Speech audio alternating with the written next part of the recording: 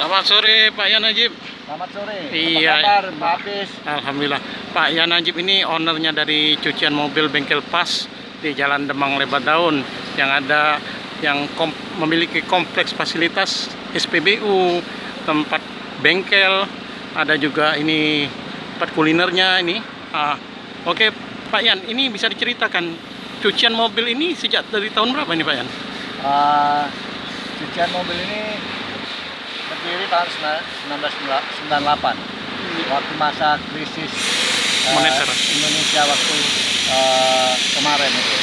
Dan ini fasilitasnya terdiri dari cucian, terus bengkel, perbaikan, ganti oli.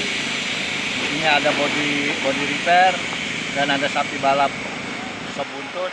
Dan sekarang Bang Rio bergabung dengan kita, yaitu Bang Rio Pas. Dan sampai saat ini sudah 22 tahun bengkel kami tetap eksis, dan mudah-mudahan ini berkat ridho Allah yang mana memiliki karyawan 120, dan ini untuk dengan ini saya merasakan dengan adanya COVID-19 ini kami masih tetap bertahan. Alhamdulillah mereka masih bisa bekerja di perusahaan ini.